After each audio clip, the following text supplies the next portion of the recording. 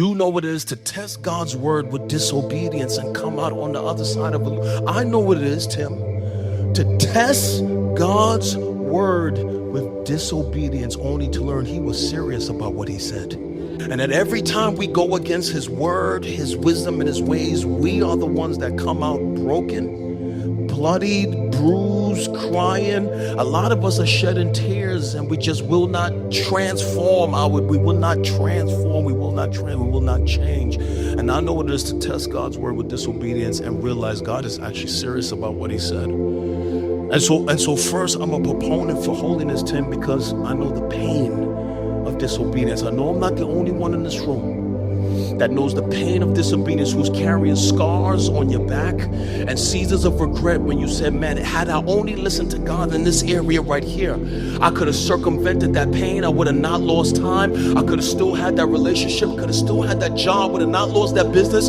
There is in this room testimonies of catastrophic loss, devastation, pain, and hardship, not because God is not good, but because we were disobedient. Because we thought that our way was better than his way. We thought that we was wiser than him and that we were smarter than him.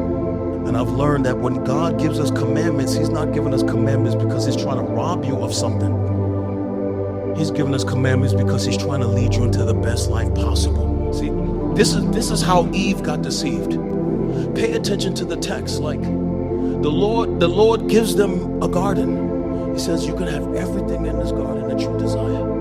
Right? This one thing right here in the middle, don't touch it. And some people will ask the question like, well, why would God put something in the garden and tell him, put that temptation there? You know why he put that tree in the garden and told him not to touch it? Because you can't force nobody to love you and make them a robot. You have to give them a choice to not choose you. Right? So here comes the enemy, talks to Eve the same way he talks to you. Did God really say it? Just try to get you to doubt God's word. I mean, he says, love your wife as Christ loved the church. I'm going to try it a different way. He says, submit to your husband. I'm going to try it a different way. He says, forgive. I'm going to try it a different way. He says, be generous. I'm going to try it a different way. He says, stay in community. I'm going to try. And that's all the devil keeps tempting us to do, to try it a different way. Right?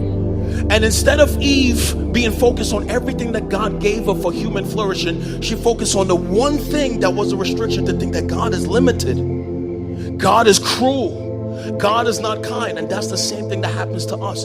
We have all of these things in our mind that makes us think that we're going to go around these commandments and come out with a life better than the one God has planned for us. And then we bite of the devil's deceit. And then pain teaches us, oh snap, I shouldn't have touched that tree.